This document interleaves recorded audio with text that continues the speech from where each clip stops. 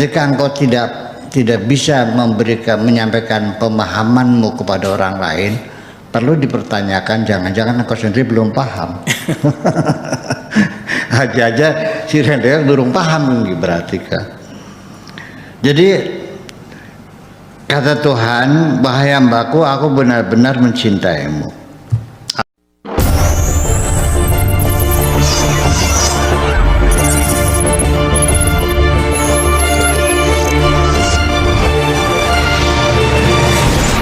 Dan berusahalah dengan sepenuh hatimu, jangan sampai engkau menjadi orang yang dizalimi, dan juga jangan jadi orang yang berbuat zalim. Usahakan jangan sampai ada orang yang menzalimi dirimu, dan engkau juga jangan menzalimi dirimu sendiri. Jangan berbuat zalim baik kepada orang lain maupun kepada dirimu sendiri. Wa in quddirta fakun madluman. Kalau memang kamu siap, lebih baik jadi orang yang dizalimi daripada orang yang menzalimi. Wala takun zaliman, dan jangan engkau zalim. Makhuran, bisa jadi menjadi orang yang tertindas. Wala qahiran, dan jangan pernah menindas orang. Nusratul haqqi azza wa jalla lil mazlum, pertolongan Allah pasti akan datang kepada orang-orang yang dizalimi. Wala siyama, terutama idza lam yajid nasiran, terutama bagi orang-orang yang dizalimi dan tidak ada yang menolongnya. Minal khalqi, dari orang lain, dari makhluk Allah yang lain, tidak ada orang yang menolongnya. Orang dizalimi dan tidak ada seorang pun yang menolongnya. Itu nanti akan mendapatkan pertolongan dari Allah, sampai Allah berjanji doaul mazlum itu mustajab. Doanya orang yang dizalimi itu dikabul Allah. Iya, gitu.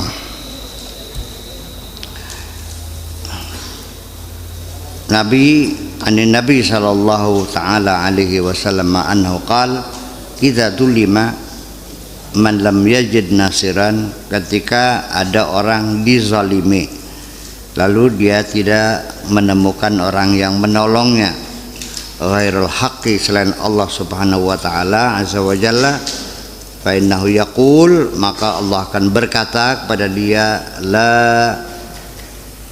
la ansurannaka, niscaya aku pasti menolongmu walau ba'dahin, sekalipun agak terlambat, tapi pasti pertolonganku datang sekalipun agak terlambat. Walau ba'dahin, sekalipun agak terlambat, sekalipun tidak on time, ya mungkin besok, mungkin lusa, tapi aku pasti akan menolongmu itu. Iya, as-sabru titik. As-sabru sababun nusrati, kesabaran adalah merupakan salah satu sebab kita mendapatkan pertolongan dari Allah. Warif'atu, atau sababun nusrati warif'ati, dan ketinggian martabat kita menjadi baik, wal ma'izzati, dan kehormatan kita. Dengan sabar kita bisa mendapat pertolongan, kita menjadi mulia, menjadi orang terhormat dengan sabar itu. Allahumma inna nas'aluka, ya Allah, kami memohon kepadamu as-sabra ma'aka, selalu kami bersabar bersamamu, wa nas'aluka at-taqwa, kami mohon, kami dilimpahi dengan ketakwaan, wal kifayah, dan kecukupan, wal faragh minal kul, dan diberikan kekosongan hati. Tepatnya hati kami dikosongkan dari segala macam kesibukan-kesibukan yang mengganggu kemesraan hati ini. Dikosongkan hati dari hal-hal yang mengganggu kemesraan hati ini. wal istighal bika, dan berilah kami kemampuan untuk selalu sibuk bekerja untukmu. Ini kalau tidak diterjemahkan begini susah paham ya. Iya, bahasa Arabnya pendek banget sih, bahasa Indonesianya panjang banget. Wa raf'il hijab, dan kami memohon kepadamu supaya tabir itu diangkat, bainana wa bainaka, yang menghalangi antara kami dan engkau. Kira-kira tabirnya dibuka.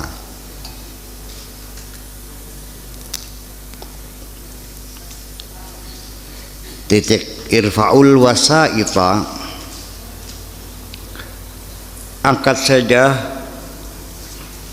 mediator itu, perantara kamu, bainakum wa bainahu, antara kamu dan antara Tuhanmu. Sudah, jangan pakai perantara berhala, jangan pakai perantara duit, jangan pakai perantara, langsung aja to the point, langsung saja face to face, langsung berhadapan sama Allah. Ya, belajar begitu. Nah, artinya maksudnya begini, bukan langsung minta sama Allah, nggak perlu minta tawasul lagi, ini kesalahpahaman. Bisa diterangkan mana? Punten. Artinya begini, salah paham ya gimana? Masih mending orang nggak paham ya, nggak ngelawan gitu. Kalau sudah salah ngelawan, tetapi kan hanya saja, namun demikian nyongan bentuk apa nyongannya, rokayane bentuk apa kan. Iya, iya, jangan pakai mediator lagi, langsung saja to the point. Nah, kalau saya mengatakan kepada siapapun, para YouTuber yang ini, udah bu, langsung datang aja lah, nggak usah pakai apa perantara lagi, udah langsung datang aja. Kalau ada ya saya temuin, kalau nggak ada ya baru nunggu, paling lagi ceramah gitu aja kan. Itu seperti itu. Jadi anggapannya kita nggak usah datang ke kiai minta doa, ngapain? Apalagi kuburan-kuburan kan gitu, sajian-sajian, udah langsung aja doa. Udooni astajib laku. Al-wasitah, wasait itu bukan itu, tapi artinya bahwa Allah itu langsung, artinya bahwa kita kalau minta kepada Allah itu tidak usah bawa persembahan, tidak ada persyaratan Allah meminta bahwa untuk dikabulkan doamu itu harus malam Jumat Kliwon jam sekian, kemudian harus berpakaian, nggak ada kok gitu tuh. Terus kayak ceplok aja kan tergantung. Iya, iya.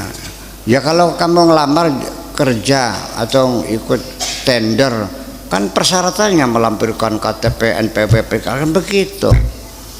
Allah mah enggak kok, hanya dengan membawa hati yang bersih aja, itu aja kok susah banget sih. Itu jadi ceritanya bukan ke tawasul ini ceritanya gitu maksudnya mah. Iya. Nah tawasul mah itu mah namanya rekomendasi. Apa salahnya sih orang merasa dirinya kotor, kan bagus toh, merasa dirinya belum dekat dengan Allah. Kemudian ada seseorang ulama besar yang betul-betul saleh, yang dinilainya lebih mustajabah, dia kenal Allah, datang pada dia pakai tolong doa kena kula, kan logis kan. Lah ya iya, maunya di sini ada orang pengen ikut proyek di Indramayu atau punya proposal, kan datang pada saya, Buya kan kenal Koropayanco kan, ya datang Buya tolong dong minta ya kan wajar. Saya tampilkan mohon yang bersangkutan diberi kemudahan. Terima kasih atas segala bantuan, kan logis. Bukan saya tidak mengabulkan, tetapi karena ada rekomendasi dari saya sebagai orang yang sangat dekat, kan lebih mudah dikabulkan. Itu aja kok. Masa logika begitu nggak bisa diterima, nggak boleh, ngaco sih Ram. Oh iya. Iya, tapi ada tapinya lagi nih. Kadang-kadang kamunya salah tebak. Orang itu musuh Allah, diduganya orang yang dekat dengan Allah. Hanya pintar manipulasi aja soalnya. Itu makanya disebutnya wali dalban. Ya itu, dari mana taunya? Pakai standar syariat. Iya, sekali kamu melihat dia itu kencingnya berdiri, nggak cebok lagi, udah tinggalin aja lah. Betul. Begitu kamu datang ke rumahnya dia lagi nampakin istrinya, udah tinggalin aja, percuma. Ya orang tiap hari marah-marah aja, bagaimana Allah mau mendengarkan bacot seperti itu? Iya dong. Siang baik. Ya artinya orang yang mulutnya dikabulkan juga kan beda. Ucapannya kan enak didengarkan, sama kita juga iya. Ya kalau satuan matu kabeh kiri cemrannya kayak terkin makin kan. Iya kan? Pakai standar syariat aja. Jadi coba diteliti, diperhatikan, akan tahu nanti kamu. Jangan terburu-buru lah. Saya tidak mengajarkan kamu suudzon, tapi hanya mengajarkan berhati-hati, bukan suudzon. Periksa, tunggu, titenana, coba diintip bagaimana, kan gitu. Ternyata tanah wakafnya habis. Tanah wakafnya habis. Dikemanain tuh? Udah. Iya. Umpamanya ini masalah umpamanya kan gitu. Ya kalau ada secara kebetulan silakan aja, tapi saya tidak bermaksud untuk mendiskreditkan. Yang penting jangan menyebut nama lah. Ya itu. Jangan menyebut nama sehingga tidak boleh ada orang yang tersinggung gitu. Kita lagi cerita secara fenomenologi aja lah, realitanya begitu. Jadi orang yang kamu duga mulia ternyata dia orang jahat. Yang selama ini kau hina-hinakan padahal dialah orang yang mulia di sisi Allah. Iya. Pernah dengar seorang suami yang belajar benar ketemu sama guru, ya muter-muter cari guru, kata gurunya, goblok kamu, ngapain muter-muter, nyong istrimu itu waliullah, masa iya? Ya karena istrinya kan yang dikerjain juga sih, ngerjain gitu. Kalau lagi dikiraan ditarik sejadahnya, sabetakan yang lainnya, pelangsana tas bisa digoreng buat. Masa itu wali, masa masih ngerjain gitu. Akhirnya kata gurunya, pulang aja lah sana, istri kamu udah hebat kok, ngapain. Begitu pulang di depan rumah istrinya berdiri, baru tahu lo ya. Nah itu kan terjadi seperti itu. Kita tidak menduga ya orang yang hebat di samping kita. Saya barusan dengan Pak Naib dibilang kita ini kadang-kadang terkena Arab syndrome. Arab syndrome itu menganggap mereka lebih hebat dari kita. Kalau kita mencari teladan seorang panglima perang yang tidak pernah kalah, selalu menyebutkan Khalid bin Walid, gitu. Ada pelacur yang jadi wali selalu menyebutkan Rabi'ul Adawiyah. Padahal di sini juga banyak panglima yang tidak pernah kalah. Jenderal Sudirman juga perlu kita banggakan. Ya jauh-jauh Rabi'ul Adawiyah ini kan gak terembuk tobat ya. Iya kan, lah iya sih, mana saya tahu sendiri kok, pulang pakai jilbab lagi, jamiahan lagi. Iya. Saya kan memperhatikan. Nah itu yang kita kurang apresiasi kepada yang karena hati kita menghinakan orang asalnya, jadi nggak pernah disadarinya. Di sekitar kita banyak teman-teman kita yang mengorbankan semua yang dimilikinya untuk orang lain, ada aja. Iya, bukan hanya dongengan-dongengan yang ada di sana. Iya kan? Ada nggak di sini seorang ustaz ngaji turutan di satu musola di kampung yang jauh, tidak ada yang bayar, minyaknya beli sendiri, nggak ada patungan? Banyak sih. Nah itu kan ikut menyebarkan Islam, tidak ada yang membayarnya, hanya lillahi ta'ala. Wa ma as'alukum alaihi min ajrin in ajriya illa ala rabb. Masih ada kok. Yang kalau dipanggil ceramah pasang tarif ada enggak? Ada. Berapa tarifnya? Ya itu ya beragam lah. Di sana juga banyak begitu, di sini juga banyak gitu.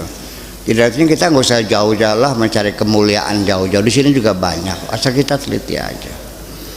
Nah, itu. Ya, kenapa kamu tidak menemukannya? Kamu karena ada kesombongan juga di dalam hatimu itu, sehingga tidak bisa melihat kehebatan orang lain. Betul? Ya, ya. Apalagi kalau orang hebatnya agamanya lain, kamu menghinakan, lah akhir neraka sih. Karena agamanya lain sih. Sektenya lain ya. Apa sekte kok? Mazhab lah. Karena beda mazhab sudah diyakini masuk neraka. Jadi yang masuk sealam dunia ini agama lain gak masuk surga, mazhab lain masuk surga, suku lain masuk surga, tarekat lain gak masuk surga. Titik teman sing surga. Ya. Saya kasih tahu jujur ya, surga itu luasnya langit bumi. Wasari'u ila maghfiratin mir rabbikum wa jannatin arduha samawati wal ard. Tapi neraka itu padat, saking kecilnya, saking sempitnya. Iya, sampai ditanya hal muliti, hal mimazid, wis padat turung, nampaknya mangga juga. Ya, artinya sampai dijejel karena saking padatnya. Ya bagaimanapun juga nyong neraka itu tempatnya orang bersalah, ya kan begitu, yang tidak mendapat remisi, tidak dapat ampunan. Di dunia juga kalau orang yang bersalah di mana taruhnya? Di penjara. Yang tidak bersalah di luar. Luas mana penjara dengan alam dunia? Begitulah kira-kira, beli paham. Dikiranya surga tuh kota kecil gitu berkiranya. Mana lah? Nah itu.